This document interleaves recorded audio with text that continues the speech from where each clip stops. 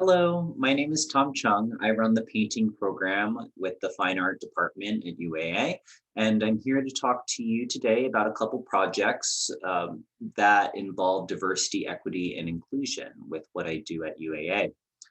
The first project that I wanted to talk about is the Scrimshaw unit of my experimental drawing class. One of the classes that I teach is experimental drawing, and the point of that course is to introduce to students unorthodox materials and processes that they may not ordinarily encounter in regular classes. And one of my favorite units within that is the Scrimshaw unit. Scrimshaw is the art of etching into bone and filling those scratched marks with pigment. And it is considered by historians to be the only art form that was birthed and originated in America. And it's considered that the sailors on whaling crews in the early 1800s were the ones that invented this art form. And I cover this history for my students, but I also use this history to talk to them about Eurocentricity, the idea that the Western history of the world is the only one.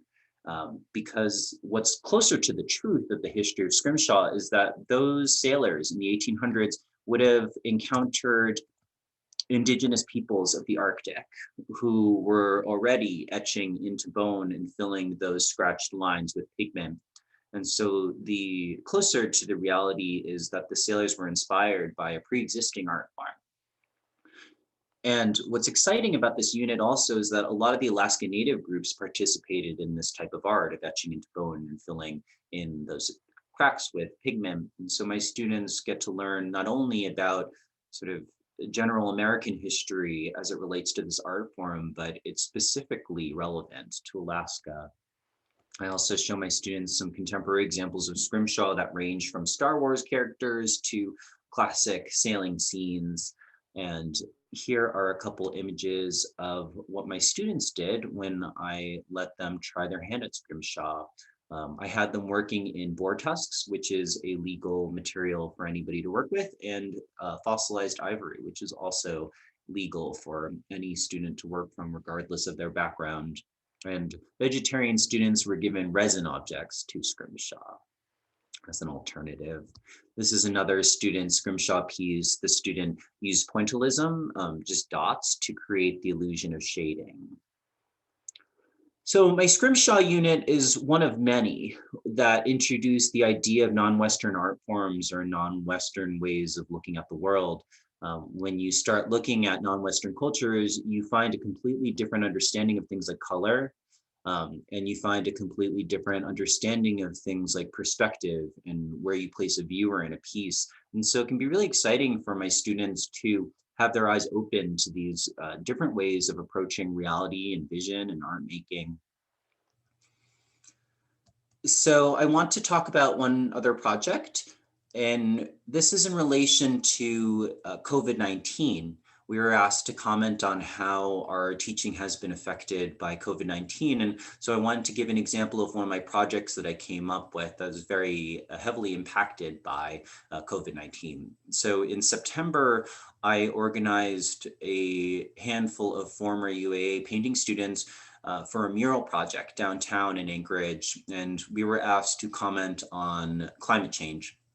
And I designed this composition so that way we could all be working at the same time. There was enough safe space between each of these window forms that my students could develop their ideas and work independently and safely together.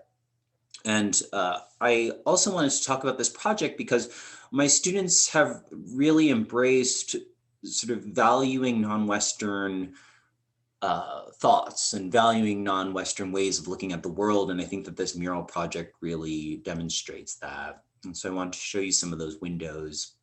Each of my students were allowed to come up with their own idea in response to this question of climate change. What wisdom can you share in relation to climate change? I did a couple of windows, and mine is a depiction of my sort of Buddhist beliefs and the idea that we can learn from our mistakes, that in Buddhism, the mistakes that we make are invaluable to the cultivation of wisdom.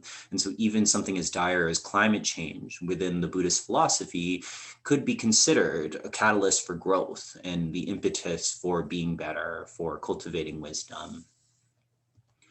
My student Cassie did a piece heavily influenced by the philosopher Alan Watts, who was one of the first Western philosophers to bring in Eastern ideas to the West. And her text at the bottom of her mural refers to the Eastern Taoist belief that man and everything that man makes can be seen as an extension of nature, as inseparable from nature, as opposed to the sort of popular Western notion of man being kind of separate from nature, separate from God.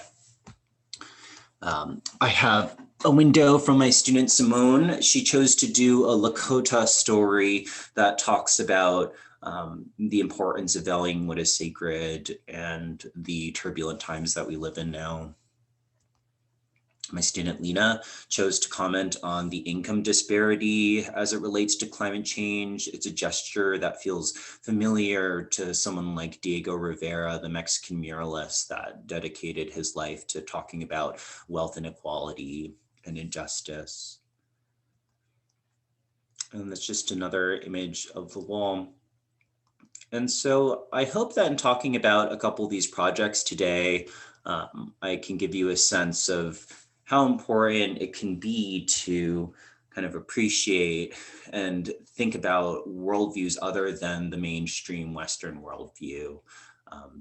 The idea of decolonization is really important in the arts these days. And it's the shift from this really pretty globalized mindset that the Western way of doing things is superior. And globally, you know, as Americans, we are shifting more to this idea that values non-Western ways of looking at the world as valid, as equally valid to the West. And that's a principle that I try to instill in all my students, the value of that type of perspective. And I try to expose them to some of those non-Western ways of looking at things, because I think that that shift in perspective is needed now more than ever. Thank you.